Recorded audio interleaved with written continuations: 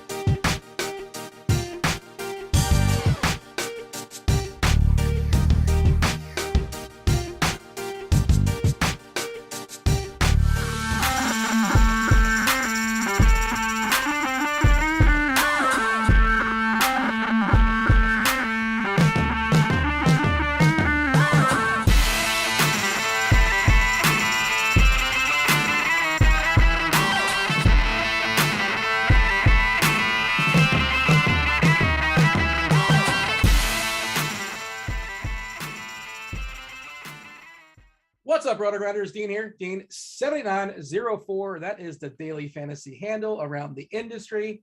It's the flagship show here at Rotogrinders. It's called Grinderslive. Not messing around on a 5-game slate, 3-man booth. We're here until 10 after 6.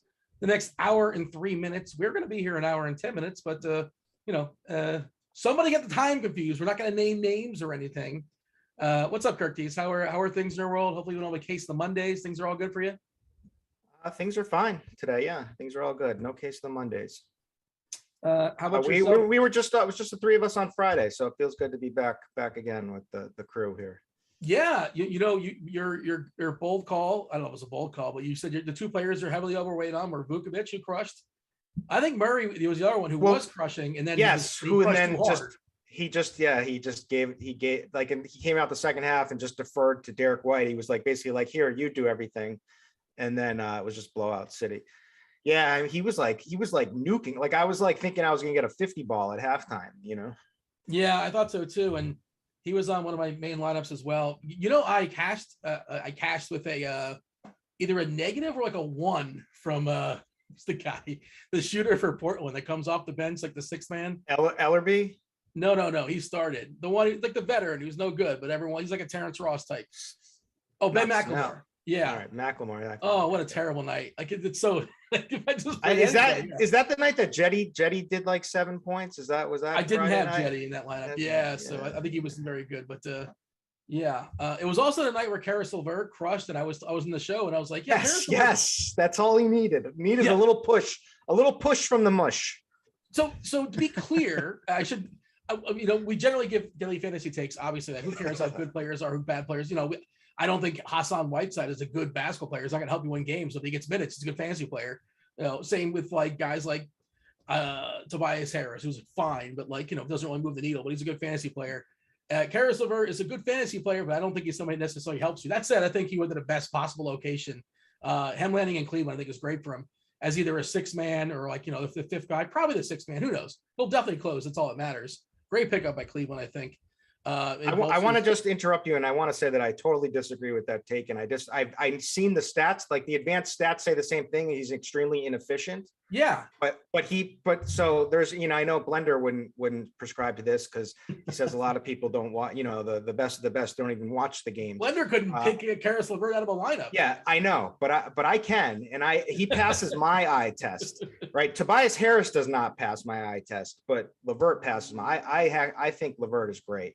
So I think he's just had some bad injuries, but I'm excited in this situation. I think he's going to make them at least close to a contender. Again, I'm someone, I don't think he's like this amazing player, but whatever. People came at me on Twitter, rightfully so, whatever. Maybe I wasn't clear about it. Justin, I don't recall. But I do remember you were saying, Kirkwood, you said you like LeVert more than I do as a real life actual basketball player. Again, I think it's a good pickup for Cleveland. He's going to help that team. They can use him for depth. You got any thoughts on that, Justin? And of course, it's trade deadline week. We should always remind people that, what is it, Wednesday or Thursday? Shenanigans may happen, may go down up until that clock strikes 0. But and of course, we saw Portland dumping salary as well. McCollum almost definitely gets traded as well. That was just the first shoe to drop, right? But Justin, how are things in your world? If you have any thoughts on our conversation, by all means, fire away. Just a 5-gamer, so we got plenty of time to knock everything out. Yeah, just bullet points. Tobias Harris stinks. Next point. Bill Simmons leaked some stuff on Twitter or something saying that, the Nets want Seth Curry in the Harden deal. If Seth Curry was the hiccup in this Harden talk, it would have happened already, because he would have just sent Seth Curry to Brooklyn with Ben Simmons and said, "See you later." I don't know why Seth Curry would be the speed bump here. I don't know what's going to happen until Thursday. What did Bill Simmons say? He's launched this. Yeah, I did. He's kind of like the source about potential Harden to Philly trade. Is that a good source? Of course. I just don't see them. I think this Harden stuff is all blown up. I think it's all made up, but I don't know. You never know. But that's my take. Is Harden on Brooklyn next year? No. I say yes, but I don't know. I don't know anything. The Friday slate was interesting, by the way, because I thought I was completely dead. Because I've top 10 to 203 max on DK like 3 of the last 4 nights. I just can't get there. And on Friday, my best team, I had no LeVert, no Vooch, and I'm sitting there at like 8:30, like, what now? So I late swapped to Jackson Hayes, Luca, Envy. And I came beautiful. all the way back without, and I waited through that backboard delay, right? Like that was awful in the Sixers game where someone broke the hoop and we're sitting there watching this guy with a level on the hoop. And I'm just like, can you just let Boban hang on that thing for a couple of minutes? So it was rough, but that was a crazy slate. That was a super high scoring night. I'm running terribly. Just like, and I don't even play on weekends usually. And I did play yesterday. I was like, I got permission from the lady. Can I play? It's, yes, because she usually likes me to take weekends off. But anyways, that's a keeper. So and I played Brunson and Luca in the same lineup, and I was counting the money in the first half until the last 10 seconds where they called Luca for his fourth foul.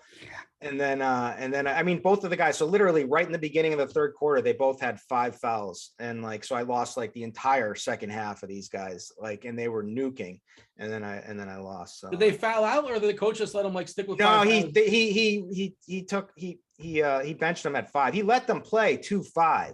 So you got to at least give kid credit for that. And then who's the next guy? Trey, Young? Yeah. No. I didn't play this weekend. I took the weekend off. Who's the next point guard on the Mavs? Josh Green, Burke. Yeah, Trey Burke. How many Mavs do I know? Trey Burke. So he got 5 too. So it was like literally all 3 of their guards had 5 fouls. It was crazy in the third quarter. How many minutes did Trey Burke play where he can get 5 fouls? I guess he was forced out there because the other guys were in foul trouble. Yeah, it was crazy. Yeah. All right. It's Daily Fantasy Sports, boys. We care about today and today only. Today, we got a 5-game slate. Pretty. I was talking about this one with Justin Carlucci pre-show, Kirkwood. It's, there's no clear and obvious, like amazing play or amazing value. It seems like a good day to be a little bit different. That's sort of my general thought. Like the biggest projection on the board is Chris Paul as far as raw points. He's been incredible, playing in the high 30s as far as minutes. A bigger projection than Steph Curry. Of course, Steph Curry playing against OKC. We talked about that was enough potential blowout. A couple potential ugly games. It's the NBA. It's hard to predict such things.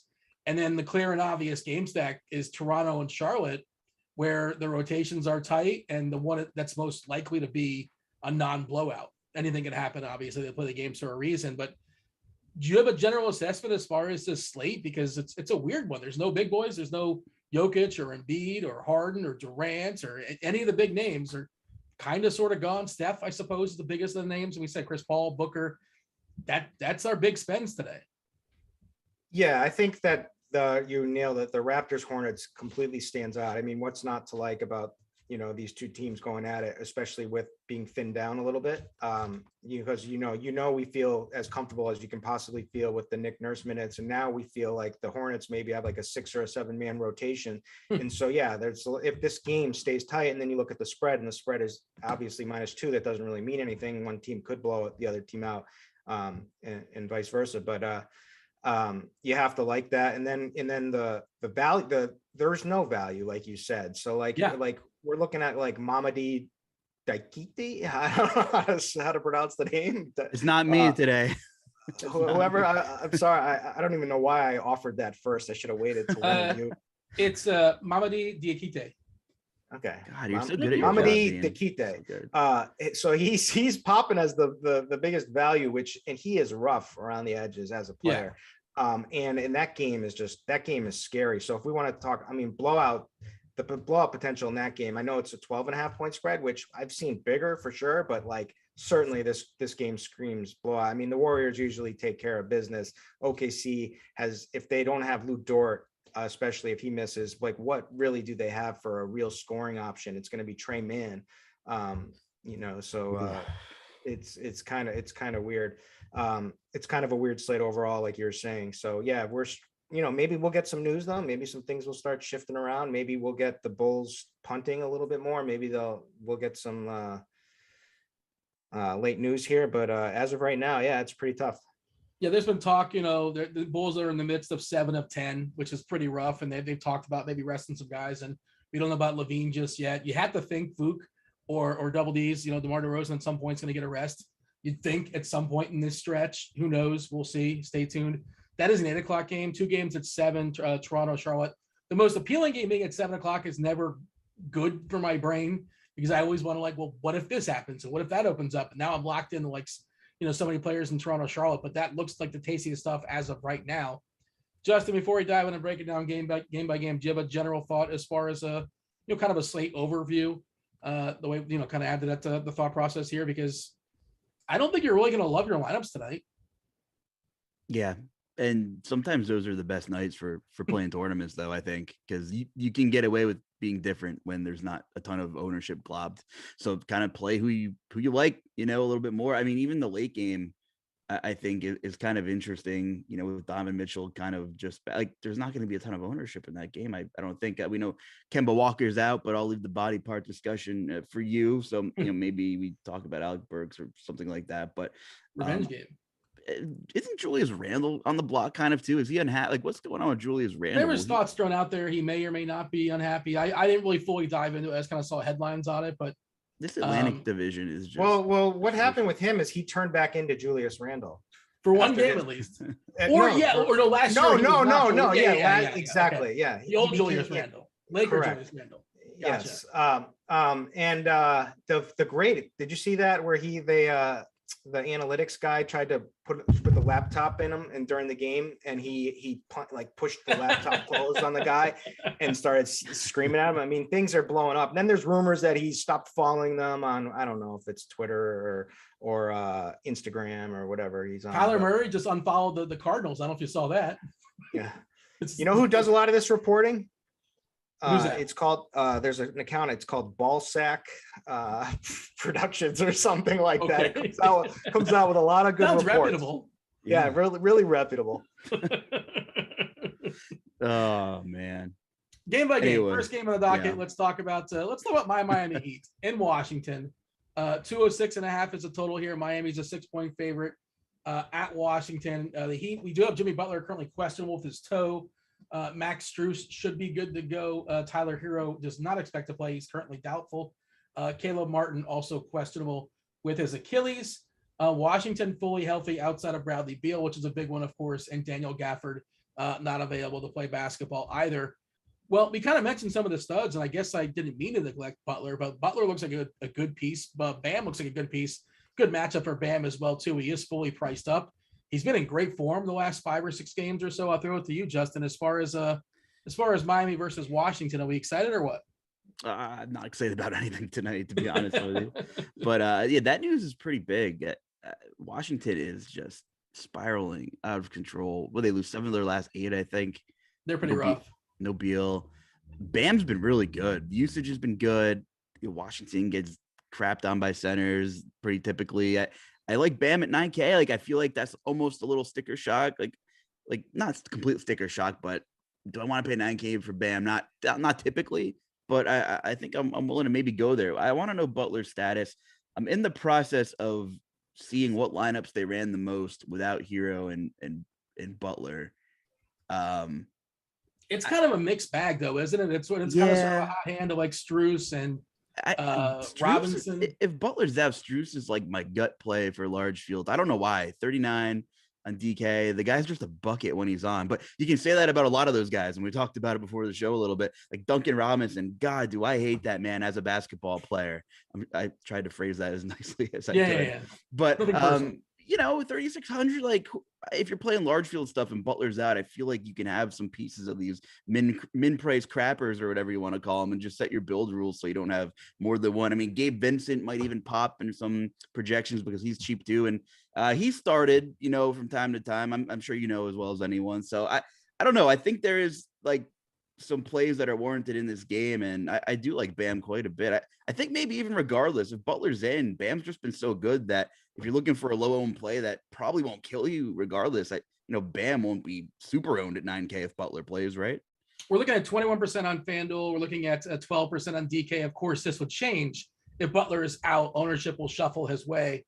And it is like a 5-game slate, so it's hard for studs to sort of hide, and it's a good spot, like theoretically. And you talk about the problem with Miami is when they had all these guys out, everybody had stepped in, the Miami culture, the Heat culture, like that's a real thing. and they develop players as well as anybody else. Like Duncan Robinson was a like undrafted free agent, I'm pretty sure. Maybe he was a second rounder or something like that, but turned himself into making $80 million. Max Strus, another complete nobody. They made him legit. Gabe Vincent, another guy, looks competent out there that thanks to being part of Miami. And the whole issue is now they all kind of sort of quote like earn spots or earn minutes, and they're all sort of there. So they're all going to kind of eat at each other. So it's hard to predict one game to the next. And I don't know who would jump in and draw the start there. Would it be Martin? Would it be Strus? If Butler is out, I'm not sure. And, it's all sort of, there's a lot of fragility there. I'll throw it to the Kirk Tees as far as Miami. Lowry, it's worth noting, by the way, his FanDuel price is really appealing. Yeah. Specific to FanDuel, he's 5.6K over there. Look, any sort of concerns you have about him, it should be baked in. And that's why we see the 37%. Not nearly the same ownership on DK. We're looking at 17% over there. We'll talk about Washington in a second, but Kirk Tees, what do you have as far as the Heat? I echo your sentiment. So first off, Jimmy Butler, if he plays, is like always, you can count on him being good when they need him, right?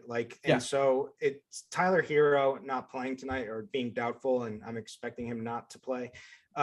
Really, takes away a lot of their scoring punch, especially in that second unit. And he obviously plays a lot with the first unit too as well. I think Jimmy will pick up the slack. I mean, you may get some increased production from Duncan Robinson. You may get some from Max Strus if he plays. You may get some from Gabe Vincent. But I think Butler will take on the majority. And Bam, like you said, is just both of those guys. Like those guys eat at the basket, Jimmy and Bam. And that's where, Washington is missing. They're weak in general, even with Daniel Gafford, but Gafford is clearly a better rim protector than both Montrez and Thomas Bryant. So this is just a cupcake matchup for Bam, like you said, and Jimmy. So I think we don't have to really mess around. Yeah, maybe one of those other guys. And I happen to been following Duncan Robinson. Funny story is that he played in this. We have like this local tournament down the street, like we're on our street court in Boston, in East Boston here. And they it's not like a league or anything, but they do like this summer tournament where teams have to put up a bunch of money, and it's all, they gamble, like the winner gets all. And he was he played on one of these teams when he was in college before he transferred to Michigan. But anyway, so he's either from Maine or New Hampshire. He's from somewhere close on the East Coast somewhere, and he played, and I've been following ever since. It's just funny that he's become a real NBA player. But any of these guys can pick up some slack, but the main pieces here are the ones that I want. And then I think the other side of the game, it gets interesting because if this game's going to stay competitive, where who's going to be scoring? It's going to be probably Kuz, right? Probably Spencer Dinwiddie. We've seen this story so far with happen a few times, and Kuz has been the main benefactor. But where else? I mean, and can we play? I mean, Thomas Bryant, can we play this guy for value at 3,400 when he's played 16 minutes in the last two here? He's starting, by the way, officially, for what it's worth, but it's how long does he stick around is kind of the question, right? Yeah, and it's a tough matchup too. I mean, I feel much better with Montrez, actually. I think he should see a bunch of minutes in this one. He can produce, so even if it is Bam, at least on the offensive end. Bryant last game, he left the third quarter without 7 minutes to go. He never came back. For what it's worth, he was relieved by, Gafford relieved him. Of course, Gafford's not available now. And then once Gafford exited the game, started the fourth, Montrez played the entirety of the fourth quarter. But it's kind of fickle with that Washington rotation, but it does make it a little bit easier with the absence of Gafford, who had some DNP CDs as well, kind of mixed in there. So it's a little bit tricky, but maybe they split the 48 tonight, Montrez and Bryant. I suppose that's possible. By the way, all three of those guys, undrafted free agents for what it's worth. Just talk about the Heat culture kind of thing. Duncan Robinson not drafted, Max Strus not drafted, and Gabe Vincent not drafted. Not saying they're MVP players, but just kind of players that have just developed in that system. What do you have for me, Luch, as far as the Washington side? The name that was thrown out there was Kuzma, who's just he's had some really big ceiling games. This is not a great matchup necessarily, but we know the absence of Beal. He gets a bump, his rebounds, he's had some moments there, big rebounding games as well. Dinwiddie, of course, you've seen him shine in the absence of Beal. And then the center conversation of Thomas Bryant. If you're looking to save salary, 3.4K, how much can he possibly kill you at 3.4K? He should be okay in theory, but the minutes, again, it's kind of fickle. Justin, are you on mute? Such a rookie. Of course I am. Oh, Jesus. I probably won't land on a ton of Thomas Bryant. Kuzma, like, I like him more if Butler's out. Miami's just not as good defensively without Butler. I mean, you still have PJ Tucker and Bam and whoever, but I like Kuzma. Like, I'd run a little 1-1 here with some Kuzma, but that's probably it. I mean, Montrezl Harrell's under 5K. I just don't know. I guess it depends on how much Thomas Bryant's going to play, and I don't really have an answer for that. So, like, I don't hate Dinwiddie, but I won't be targeting this game a ton. You know, I see a 100 team total for Washington, and that doesn't really move the needle for me. So I don't mind Kuzma, though. I'll probably have some. We got Brian projected for 20 minutes for what it's worth. I don't know if that was before or after he was starting. I think we had him projecting starting and at 20 minutes. 0.86 fantasy points a minute on the season. As far, Brewery is also in the mix too. Like, they can play Brewery at the 5 in theory. Otherwise, KCP is a guy that's going to play high 20s minutes or so. He's cheap and he can hit some threes and get a couple steals. That's kind of how he gets there, but he's not somebody you're excited about rostering. And, Montrez, we talk about center, like opportunity costs all the time, Justin, but like, doesn't really feel like that's a thing today. Center just kind of stinks. Like, there's certainly guys that can get there, and centers tend to, as a whole, as a collective, be stronger fantasy appointment of players, but volatility and trying to say like, that's the guy that's going to do it today is kind of tricky. But collectively, doesn't center kind of stinks today, right? Yeah, and I think that's why I'm more okay with just plugging Bam in and feeling fine, or Siakam, who's center eligible on DK as well, unless you go all the way down and play the OKC value with the guys whose name I'll let Kirk continue to pronounce on the show. And I'm okay with kind of that pool of centers, honestly. And of course, Vooch is just, he's been great. Is Levine going to play? I don't know. He's up to 10-1. I just think Bam's in a good spot here. I think we've kind of agreed on that. Mamadi Diakite is who you're referencing there. Final thoughts there as far as the Washington side, Kirk D, is just game in general? Final thoughts. I mean, it's we all, whenever Beal's out, we can feel good, at least with Dinwiddie and Kuzma. Those are the guys that pick it up. It was, everyone was all over Dinwiddie last week, and people forgot about Kuzma. I know I beat that dry, made him a court play one night, and he crushed. But those are the two guys that I want. We can find some value other places, but Montrez also, because I think he's going to be on the higher end of the minute spectrum. I don't think I think 20 is even generous for Thomas Bryant in this spot. And I think they'll just lean with Harrell in this game. So that's where I'll go. But yeah, the total stinks. This game could bust. The Heat could take care of business because they're just a well-coached team, but I will want some exposure to it.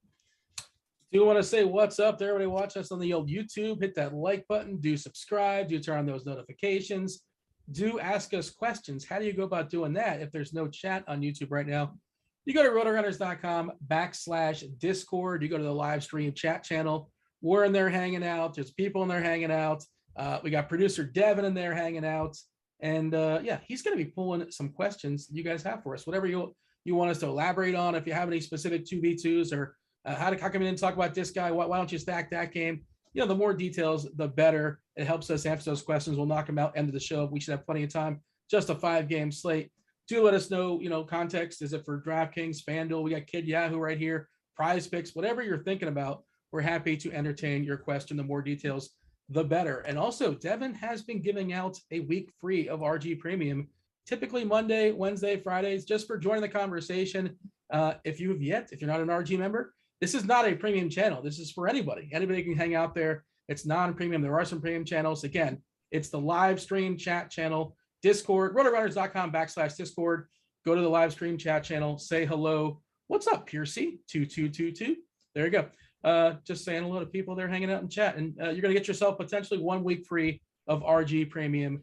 All the sports, too. And you get the optimizer and the projections and all the premium shows. You get Crunch Time, which is later. Too much to mention right now, but there you go. Just say hello. Maybe you'll win yourself 1 week free of RG Premium. Going to talk about Prize Picks in just a second as well. We'll do that after the Toronto-Charlotte game. 224 is the total, boys. It's pretty high and it's tight because Toronto's just a 1-point favorite here. Toronto fully healthy with the exception of Goran Dragic. Charlotte Questionable James Bouknight, questionable Cody Martin. So a little bit thin. Those guys aren't terribly important, but it probably condenses their rotation a little bit, and it's already a pretty condensed rotation. Kirk Dees, we kind of threw out, earlier in the show. This is the most appealing game for multiple reasons on this slate. It sounds like you're in on that, yes? Yeah, I mean, it's just the minutes upside. So I'm looking at minutes projections and I'm going, I'm down to like Kelly Oubre. Like I'm going, everyone's like 39, 39, 34, 37, 37, 38, 36 and a half. These are median minutes projections. So yeah, Crazy. Yeah, it is crazy. So you got to feel good about that for DFS. And this game should be competitive, and the Hornets play at a super fast pace, and it has a high total, and both teams are in the bottom half from defensive ratings. And they give a bunch of stats on each area. Like the Raptors give up a ton of blocks, the Hornets give up a bunch of steals. So there's a lot of fantasy goodness in this game. There are 9 players projected in this game to play at least 34 minutes. Barring goofiness, barring wonkiness, barring blowouts, barring foul trouble. That's basically where we're at. Kirk, start with the Toronto side. Who's most appealing for you? We've seen Pascal in really good form. 34 minutes will be very, very low for those guys. Those guys can get the high 30s, potentially the 40s. You catch them on the right night. FEV and Siakam specifically. Who's your favorite Raptor? Just kind of run them down for me. All right. So favorite Raptor. I mean, I like the price on Scotty Barnes and Gary Trent, right? So that makes it's a little easier to work with tonight. Those there. Now, my favorite actual play is Fred VanVleet. My second favorite is Siakam. I think they're both really strong plays. I think Siakam could excel in this fast-paced game. He could get a bunch of steals, a bunch of blocks, and he's they shouldn't be tired at this point. He's had a couple of days off here, so I think a big game is definitely in play there. I think the same thing for VanVleet, and I think like I said, even though the salaries are not cheap by any means, like 6,900 on Scotty Barnes or 6,300 on Gary Trent, they feel cheap with the amount of minutes you're getting in this game. So. And I mean, I like them all. I'm not going to lie. So I'm going to have like a lot. I like Anunoby as well. I think up to there. I think all of those guys are in play. Barnes, Siakam, all the starters. Justin? Same thoughts. They're all in play. VanVleet, Siakam, my favorite two. I'll probably end up with one of the lower owned starters as well somewhere. We have OG at just under 7% on DK. You said steals, you said blocks. That has my attention whenever we're talking about OG. He usually rebounds pretty well if he puts the ball in the hoop. Maybe he's the guy that has the ceiling game. I don't know who it's going to be, but anytime we see 35 plus out of all these guys against Charlotte in a Charlotte game, track meet, I'm super interested in. Yeah, this is probably my favorite team to target tonight as well. DK, the biggest number of ownership right now is an FEV at 33%, Pascal 27, Barnes 17, Trent 16, and OG at 7. This stuff may or may not change, obviously, as news kind of trickles in on through. And FanDuel specifically for Toronto, FEV at 34%, Barnes at 33, better price over there. Pascal at 30, Trent at 16. Boucher is always kind of an interesting dart if you want to throw that dart. He's a guy he's the next best option, the sixth man, if you will. But goofiness has to happen, but it happens plenty of times. And on a 5-gamer, I don't think it's completely nuts to work him into the mix. Justin, jump on over to Charlotte. Yeah, this is where it gets interesting. LaMelo coming off 2 duds. I'm willing to look past that. Sub 10% ownership. If you're going to run a Raptor or two, I think you just hope the game's good at this point, and maybe you use LaMelo. Vegas thinks it'll be competitive. Respectable team totals, especially on this slate. This isn't 2019, which feels so long ago, where we're getting like 245 totals on multiple games on a slate. Gordon Hayward 5K. Talk about just coming back, couple of duds. 5K is just so cheap. Like he can be fairly bad and still not kill you, and I feel like that could be the case tonight. We're projected him in 30 minutes, so like I'm very much so interested in Gordon Hayward. Kelly Oubre is the interesting one here, right? We have projected for 34 minutes, and I'm looking at the game flow against Miami. It was brutal in the fourth quarter, and Kelly Oubre played the entire fourth quarter with Nick Richards and Ish. Yeah, why is that? That's weird. I don't know why. I just noticed that when we were talking, and I'm still trying to process it here. So I don't know. If you look at our great NBA tools, we have correlations, and clearly Oubre and Hayward negatively correlate. Usually they're just like filling in for each other. So I don't like playing them together. I'll probably have one of them, and I think it's probably going to be Hayward at this point, just because he's 5K flat, but he's more on FanDuel, right? Let me pull it up. No, he's cheap on both sides. He's 5K on DK, and I think he's 5-1 on FanDuel. No, 5-2. And the thing is like he just came back from his injury, right? But he played 15 minutes in the first half of that last game, the second game. And the second game, when they got walloped by Miami, he didn't get the Oubre treatment. Of course, Oubre doesn't start. Right. But he played 5 or 6 minutes of the third quarter, and same thing with LaMelo. LaMelo played 5 or 6 minutes, and that's it. They got pulled. They never came back for their last rotation because it was a shellacking. So, like, if you use that as a gauge, maybe that they think, okay, now we can play Gordon Hayward 30 minutes. And if he plays 30 minutes at that price, sure. I get it.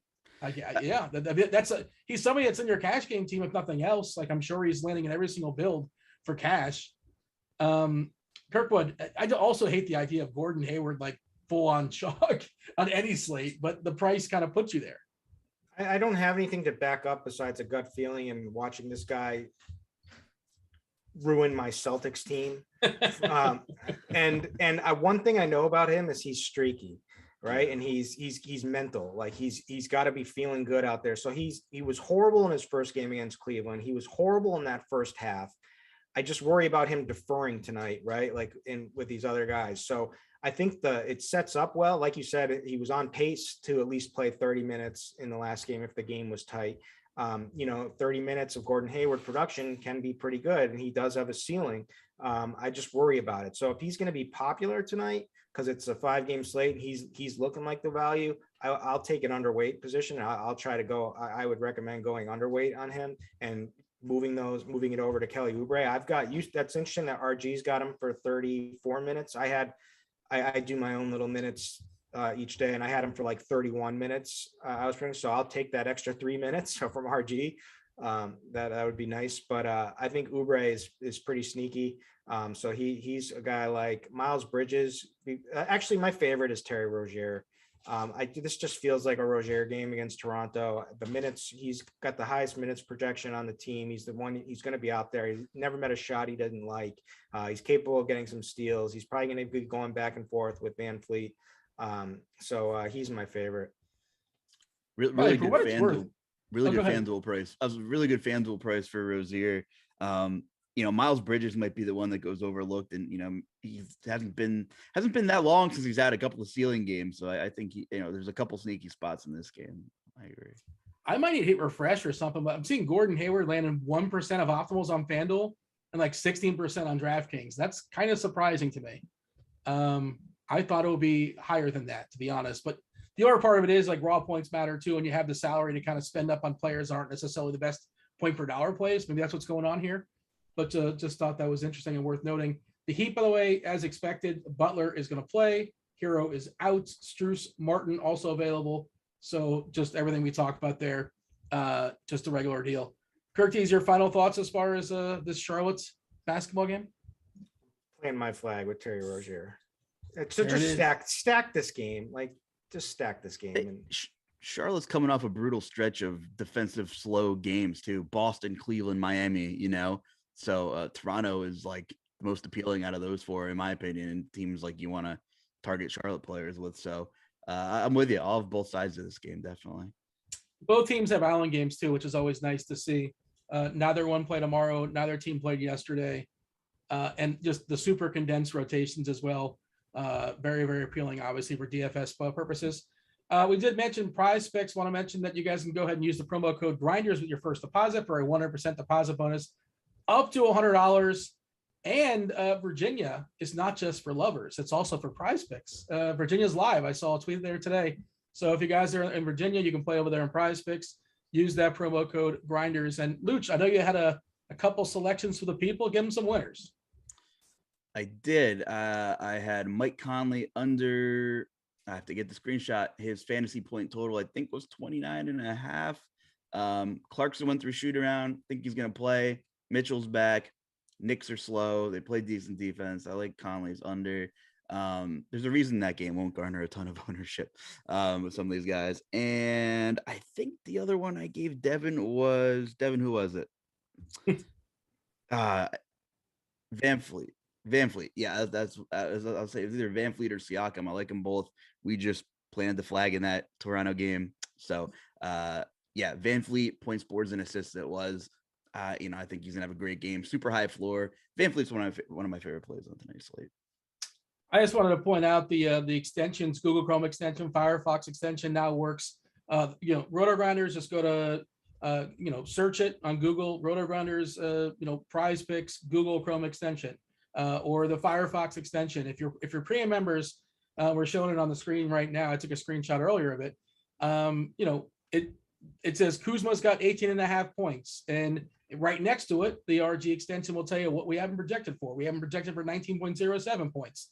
So, we like it slightly over. Doesn't really jump as an amazing play, but just kind of sort of worth noting. And it makes your life easier. It's a nice little shortcut as far, you're looking right there at the players. Here's the projections. This is a clearly over, clearly under. Bam Adebayo. We have it at 20.47 fantasy actual points in the bucket. Do we want to pick 18.5 over or under? Well, probably over. All right. Just kind of mention that to the people out there. If you have a, RG premium, and it doesn't cost you anything, the extensions, obviously, Google Chrome extension and the Firefox, if you're on Team Firefox. All right, let's move on. 2 games down, 3 games to go. Phoenix and Chicago, 227.5 is the total. Phoenix is currently an 8-point favorite, big old number, but they've been on fire. Chicago kind of sort of somewhat wounded, dependent on, Kobe White is questionable, as is Zach LaVine with his back. We know Lonzo and Caruso are obviously out. Phoenix, they're still without, Shamet and Payne, but otherwise they're fine. Kirk D's. Are the minutes are going to continue here for Chris Paul and Devin Booker? They're going to keep playing in the high 30s. Is that the way we're projecting it going forward? As long as their backcourt's kind of thin, they don't really trust the likes of Elf Payton. Yeah, I think in competitive games, yes, absolutely. And these guys produce at such a high level that they're great plays. If this game stays close, I worry about this game staying close. So what's the most interesting fact is, Meansy wrote about it in his Core Plays article, which I always start my day off, about how Chicago's on a brutal 7 and 10 game stretch here, and on a back-to-back. And I mean, just the minutes for DeMar DeRozan have been like, I couldn't wrap my hand around it. I faded him on Friday night. Was it? Is that the him and Vuk absolutely crushed? He was just good. Yeah. Well, I mean, but he was crushing. He slowed off in the slowed down and chilled in the second half. But like, he was out there the entire time. I mean, just look at his minutes. Like, he played 41 minutes yesterday. He played 39 minutes on Friday night. He played 45 minutes in overtime game, whatever, with Toronto. I mean, these minutes are just absolutely insane. I wonder if we're gonna get an announcement and they're gonna rest him and just maybe punt this game, but I don't know, because it's gonna happen for one of these games at some point. I think it seems. But this would be the game to punt, because the only thing is that it's at home. But they're playing Phoenix.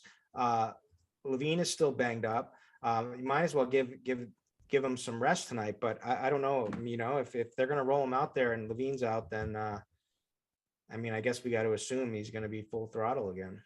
Yeah, why go half measures? Just like give everybody a day off, basically, and just kind of get back to it. But like you said, the one tricky thing, and it kind of in my head, I don't know any numbers on it, but I feel like you're more likely to do that stuff on the road.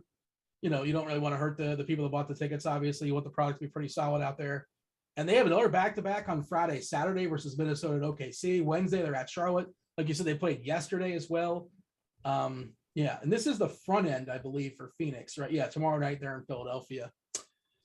But like, are you assuming Levine plays? I feel like he doesn't play, but I don't know. Yeah, that's my guess too. Is I feel like why? What's the sense? Unless they really want to try to get a win here tonight, and they think they can. I don't think they're going to, but yeah, I don't know. I'm assuming he's out, but we're gonna have to wait and see. And at least it's only an 8:00 game. If he's out, does anybody all of a sudden get elevated for you? Do you get excited about the Sumo? By the way, it looks legit. Like, the price is obviously adjusting on him, but like, good job by Chicago for drafting him. Like, Javonte Green is a cheapie, but like, he's 5'4" now. on FanDuel, 4-2 on DK, whatever. Like we saw Troy Brown draw the start the other day. I don't know. Did you have any plans as far if then for Chicago? I mean, I would certainly be interested in Javonte Green. I would be interested in Troy Brown if he got a start again. I would be interested in, I again as well. I mean, that kid's been balling. His price is up a little bit, but I just want them to announce Levine and DeRozan out. I want them to give DeRozan a night of rest, and then I'll be loading up some Bulls. Justin, the Bulls. Well, Dean, I have similar thoughts. I don't know. Like, is the glass half full or half empty here? It seems like a game where sure we should maybe just give DeRozan a night off, but it's Phoenix. Do they have the best record in the NBA? It's like, I don't know. Chicago wants to prove themselves, as one of the top teams in the league. If they don't have the best record, it's pretty close. So like maybe at the same token, like maybe they want DeRozan to get up for this game. But when you're playing 40 minutes a game, it's hard to get up when you have 7 and 10 games. I totally get it. You want to talk about sticker shock? We're almost paying $10K for DeMar DeRozan, but yeah, we talked about the minutes, 39% usage in back-to-back games. I mean, we're talking monster upside when your usage is pushing 40. So I don't know. I do worry about this game staying close, but like if you're talking about large field tournaments, you're getting a lot of low ownership guys here, and there's a lot of guys in this game with 50-point upside, right? So I'm kind of interested in this game. I don't think Levine plays either, though. I don't know about Kobe White, though, because over the weekend, we thought he was in, and then there was a late update, and he was out. So I don't really know what that means, to be honest. So maybe the plan was, like, give Kobe White another day or give him a day, and then he'll be fine to go on this day because maybe we're resting somebody. Yeah. Like, who knows? Like, there's probably a plan. They probably sat down and figured something out. 7 of 10. Ideally, you can't really plan for everything, obviously. And you mentioned Vuk. Like, Vuk is 10-5 on FanDuel. Like, nobody's playing him. Like, he's coming off an incredible game. Like, the tallest guy out there was like 6'6" or whatever on Indiana. We all kind of saw that one coming, but like, this is not a good matchup. It's an overspend, but nobody's going to play him. And sure, there's an opportunity for him to go like, 25 and 15 and like 4 or 5 stocks. And like, he's got a ceiling. Then we talked about how weak center is. Your lineup will look completely different. That's one way to get completely different on the slate is start with Vuk and then play all the other like good stuff, I guess. Right. Yeah, absolutely. Well, if you do that, I'd say run it back with Booker. Yeah. Booker is going to eat in this game. Just watching that game against the Pacers and LeVert, they refuse. They don't throw any doubles, on any player. And, they can't in this game because Phoenix is too deep. They can beat him at every position. So it's going to be Booker. He's probably going to have Javonte Green on him, and he can absolutely roast him. Green's a pretty good defender, but Booker is just at another level. So I just see him nuking tonight in this spot. So the tricky thing with Booker is that, especially in DK, he's the most popular big spend. Like, he just is. And he's also like pretty heavily scoring dependent, which I don't like those two things being side by side, but he's also going to play like close to 40 minutes. And, he's probably going to score like, 25, 30 actual points against Chicago. Is that something that throws you off, Kirk Dees, or is that just me? It's like, I don't like. I get it. I just know. I just watched LeVert finally, superstar LeVert. Yeah. Take some initiative and go at them. And I just see Devin Booker doing the exact same thing in this exact same spot. I mean, when Booker, you got a guy that's like pushes close to 40% usage on some nights. He takes 27 shots on some nights, and you can count on him to just keep chucking out there. I mean, he is their offensive weapon. So yeah, this also, the Bulls defense is dead last over the last 15 games in defensive rating, dead last. Wow. Sure, he's scoring dependent, but I think he's going to go score a ton of points tonight? Yes, I absolutely do. What about Chris Paul? Could you pay that asking price? I mean, I would, if I wasn't playing Booker, I would play Paul. But I think you can, especially for this slate, because, raw points are going to matter in this one. And he's pretty damn consistent. And as long as this game stays somewhat competitive, and like you said, they only have Elf behind him now, who they're not going to be running out for much time. So yeah, you can. Booker is my preferred though. So, and I'm not going to play them both together. Justin, your thoughts there? Like, I is there so much information to always keep track of? Like, will Chris Paul rest? Like, could we see chess here? Like, if we see Levine, DeRozan, like if we see DeRozan sit, like, all right, you said like the Suns have Philadelphia tomorrow and Milwaukee on Thursday.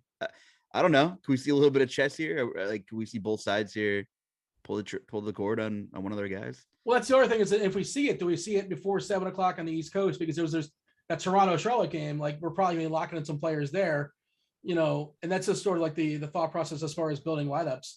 You still have 2 games beyond that, you know, Golden State, OKC, and New York, and Utah. We'll talk about it in a second. But yeah, I don't know if we'll get that information as far as Chicago. And they're going to be, they talk to the media 90 minutes before. So in theory, we're going to get it at 6:30. But who knows? You might get game time stuff, and you might get something out of nowhere as far as somebody resting. But yeah, I'm sure you would think, you know, Phoenix, like you said, they are the top team in basketball now as far as record. They shouldn't really care about tonight. They shouldn't really feel like we have to give Chris Paul 30 minutes. They care about Chris Paul in like 3 months, whatever it is. Like, you know, it's the long game they're playing there. But they've been playing him 38 minutes every single night, basically. That's the way it's been. I'm convinced there was some kind of convention spearheaded by Nick Nurse, and they're like, let's just play all of our guys 40 minutes, even the old ones, and we'll see what happens. But in all seriousness, no, I think Javonte Green, I have interest in. I don't think both of those questionable Bulls are going to play. So even if one of them sits, we have Green projected for a decent amount of minutes. There isn't a ton of value tonight on DK. 4,200. I know he's more in FanDuel, like you mentioned. So I think I'm okay with Green regardless. You know, he's young enough that maybe even if the game is a little ugly in the third quarter, he'll probably still have to run because they need bodies. So I think I'm okay with Javonte Green tonight for value. Final thoughts here, Kirk D's. We didn't really mention like Bridges or Ayton. You know, they're just talking Bridges in chat.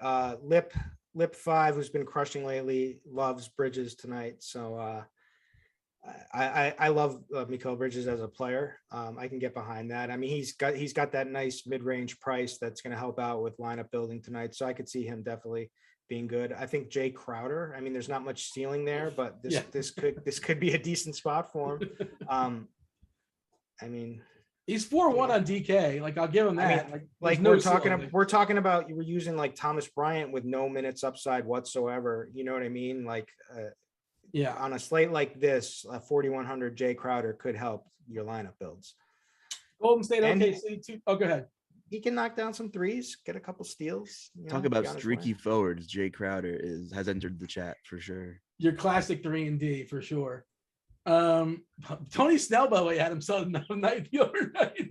Did he? I didn't hear. I don't. What did he do? 4 or 5 threes. He went crazy and like 7 or 8 rebounds.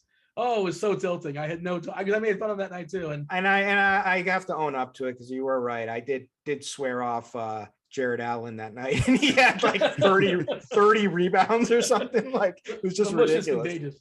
Yeah. Golden State, OKC, 210 is the total. Golden State 12-point favorite here. Bielitsa out, Draymond's out. They're saying Iguodala and Porter should be available. We'll see. It doesn't feel like, do they really need them against OKC? I don't know. No, they don't. OKC, Lou Dort's got that nose, so he is questionable. We know they're without Isaiah Roby, Muscala. JRE is going to be out for a long time. Wiggins is out with his ankle. SGA is out for a while. And Poku apparently is down in the G League. So OKC, crap, cheapies. Who wants to do the deep dive on the OKC nonsense? Like FanDuel, you keep playing Giddy over there because they don't know how to adjust his price. It's just too cheap over there. Mamadi Diakite, we mentioned him a couple of times as a potential cheapie. He's cheap on both sites. Baisley looks like he can be a good play. If Dort doesn't play OKC, you'll think we'll be down to 9. Pretty thin. Kenrich Williams off the bench. Derek Favors, that includes like Theo Maladon, Paul Watson, who gets like no run basically. Well, all right, Justin, you drew the lucky straw. Break down OKC for me. It's ugly, man.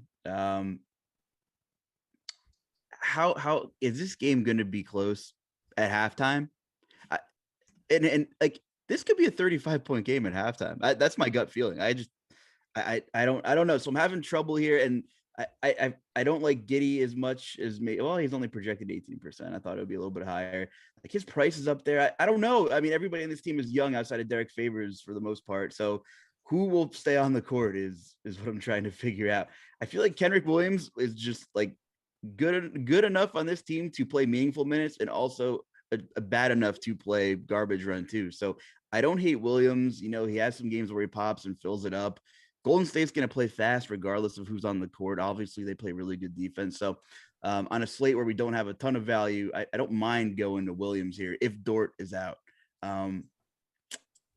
But the Giddey thing, by the way, he's at 17% on DK as far as projected, but FanDuel 43% owned because he's 6.5K with it. They raised it up, but not enough. He is their entire offense. We're projecting 36 minutes. And he's even a guy that will play deep in the blowouts just because, you know, why not develop the kid?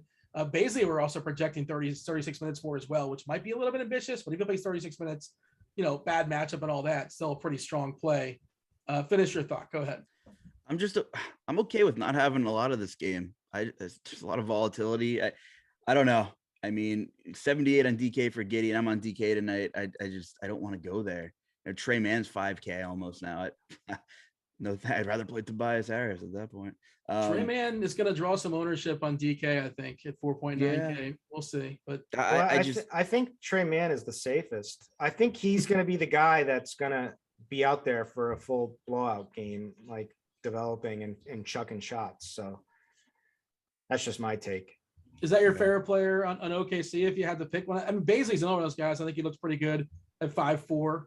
And Diakite is like, okay, fine. But like, I don't need it. It's like, you know, I don't like any of this. It's a big old mess, but they're pretty cheap and they kind of sort of make stuff work. Yeah, I hate them all. I mean, I want to like Josh Giddey's the best, right? He does everything. If this game stays somewhat competitive, you know, he does everything. I think he'll still be out there too. To be honest with you, I don't think they'll really care for blowouts because, you know, he's a young guy. I mean, they're all young guys. That's the thing. But like, if Dort doesn't play, I mean, this team is going to be like one of the worst offensive teams you've ever seen.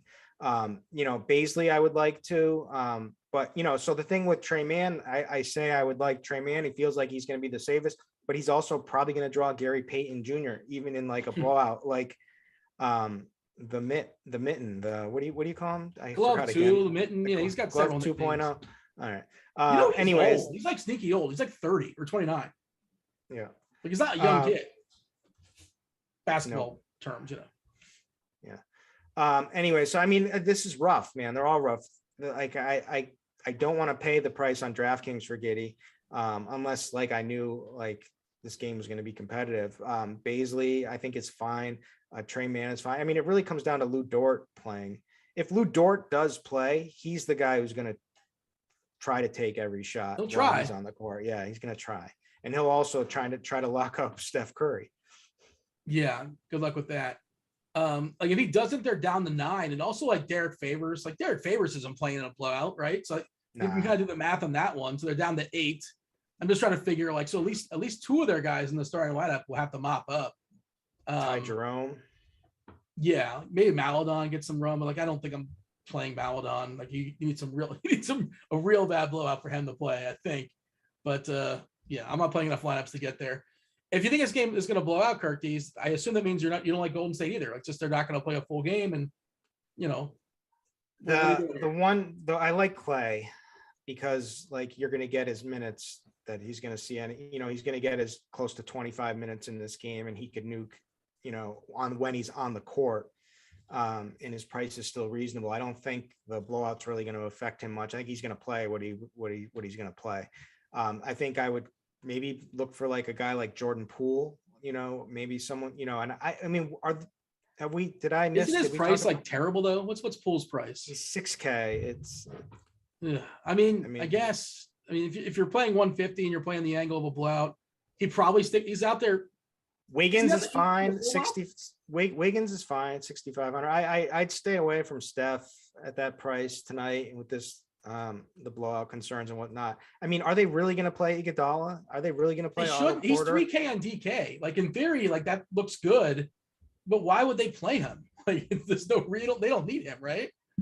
I don't know. I'm hesitant to play him because they might just decide like why he's old and he's fragile and they put him in bubble tape until bubble wrap, I guess would be. That's gum, right? Bubble tape? Isn't that what those called? What's the name of that bubble gum? It was like 6 feet long. You guys know what I'm talking about?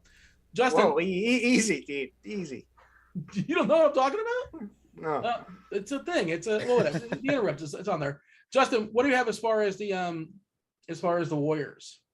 Nothing really, just echoing the Clay situation. You know, he can nuke against a bad team when he's out there. Verbatim. That's pretty much it. I don't have interest in anybody else.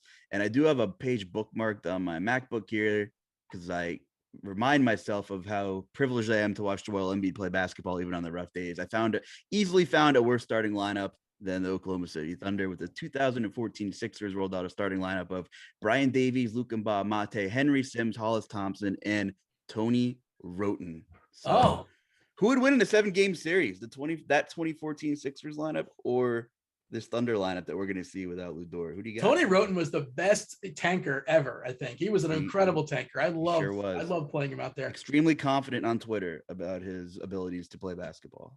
I just dropped in the chat, by the way. Bubble tape was a real thing. I don't know if they still make it or not, but it's in the live stream chat channel. And their big claim to fame was that I think I never fully extended it out, but if you do, apparently it's 6 feet long. But I was more of a big league chew guy.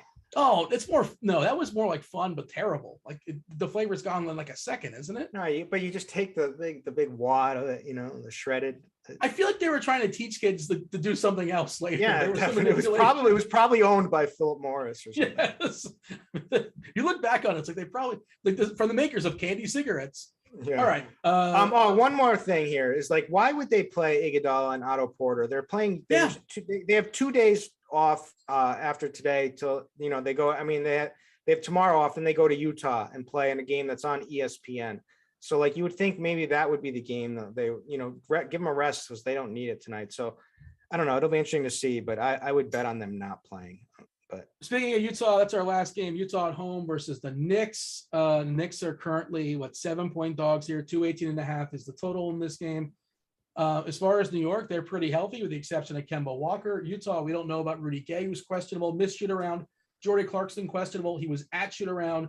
Ingles tore his ACL. He's done for the year. And Gobert, of course, still out. Azubuike may draw the start. Maybe Whiteside. Who knows? We shall see. Stay tuned. Azubuike drew it last time. This is the hammer. This is the chisel. Justin, what do you have for as far as New York and Utah? And of course, we have questions from chat that we're going to knock out after this game. Yeah. So without Kemba, I guess I don't hate Alec Burks. It's amazing how there's just no value right now. Like we're just looking for salary savers, We talked about Julius Randle a little bit, and like Utah is statistically worse defensively just without Rudy Gobert. He makes a big difference. As much as he gets clowned on, he really does make a big difference. And I don't hate Julius Randle for large field tournament stuff. I think he's an interesting spot. I don't really think anybody's going to play him. Let's see if ownership projections agree with me. What do we got Randle at, boys? But I think without Gobert, we picked on the same matchup a couple of days ago, and I can't remember who it was, and it worked out. 5%. 9,500 on FanDuel is a steep price. If we're playing sticker shot guys, I'd rather play DeRozan, I think. But 88 on DK, and he's sub 20%. I think that's a really interesting tournament spot on this slate. We saw RJ Barrett play 50 minutes last game versus the Lakers. I didn't watch that game, but I saw like how they were up like 30 and everybody's dumping on the Lakers, and the Lakers came back and won. What a perfect Twitter game that must have been, just dumping on both teams for being complete absolute dumpsters. Kirk D's RJ Barrett seems like to be one of the more appealing plays. If not him, it's Burks dollar for dollar. He's going to get the bump, the elevation, the absence of Kemba. We're projecting, 28 minutes, and as a potential cheapie, quickly can kind of sort of get there. He's 3.6K on DK. If this game gets out of hand, he probably, closes out the fourth, I imagine. What do you have here, Kirk D's? So RJ Barrett scares me the most of probably any player on the slate tonight because he played 50 minutes in the last game, which is a good sign, right, and everything. But now they go to altitude in Utah, right? Now Utah is certainly, like Luch was saying, is not the same team defensively without Rudy Gobert. They're actually 24th in defensive rating over the last 15 games. And certainly it's a good matchup, but Barrett is probably also going to be guarding Donovan Mitchell, right? So it's like, it just sets up like he's going to have a tough defensive assignment. He played 50 minutes in the other night. It's in altitude. So that makes me want to fade him and play a guy like Alec Burks, play a guy like Emmanuel Quickley, and play Julius Randle, who at least has had two solid games in these last couple. And, a matchup with Bojan Bogdanovic doesn't scare me at all. It kind of should set up pretty well for him in his game, right? You would think. Whether it's him or Royce O'Neal doesn't scare me. Azubuike, I don't care. I'm with you. I think, while, you look at Utah, they still carry that defensive stigma, but they just haven't fared well without Gobert. I mean, it's not a great team total for the Knicks, but trade deadlines Thursday, a little bit of narrative. Randall wants out, closing the laptop on the analytic guy kind of thing. I forgot to include my other favorite too, because it's like one of these guys is going to have a really good game, I think, whether it's Alec Burks or Evan Fournier. And I know that feeling. I know that feeling where Luch went, I know, I get it. But like the game, he does have ceiling games. And I think this could be a spot where he shows up tonight. I played him Saturday. I picked the wrong Nick. He played 37 minutes. I mean, of course, there was 7 billion minutes in the game. I get it. But is there a rhyme or reason for when he actually goes off? Because I can't figure it out. Revenge against Orlando is the only thing we have, I think, right? He just crushes against Orlando like 2 or 3 times this year. And Boston. He just loves revenge. No, games, Boston. Right? That's what it is. Yeah, Boston revenge. That's what it is. Yeah, but has anybody done him wrong in Utah to our knowledge? I don't know. I mean, the revenge is Alec Burks. Yeah.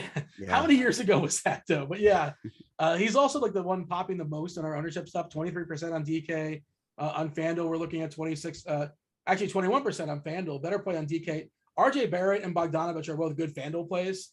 Barrett, it's cheaper on FanDuel at 6.4 as opposed to 7K on DK. You can play him on DK, but better play on FanDuel, 26%. And Bojan at 5.1 on FanDuel, I think, is a really solid price. We're currently projecting Clarkson and Gay in. Looks like we're projecting Whiteside to start at 24 minutes. And I think we're kind of like shorting it. Azubuike at 20, but we don't know. I guess basically we're just kind of hedging it. It seems like that's what I can tell.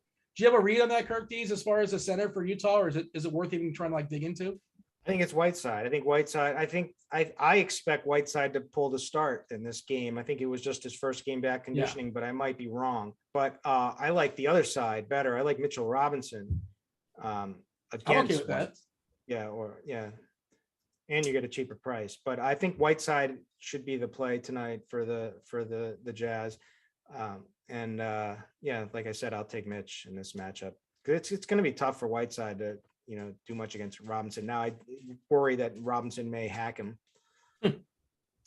Whiteside's not a very, like, he just kind of a post move for he's not, I don't know how many fouls he draws. I feel like he probably doesn't draw a lot of fouls, but that doesn't matter to Mitch Rob, I suppose. He can foul anybody. All right.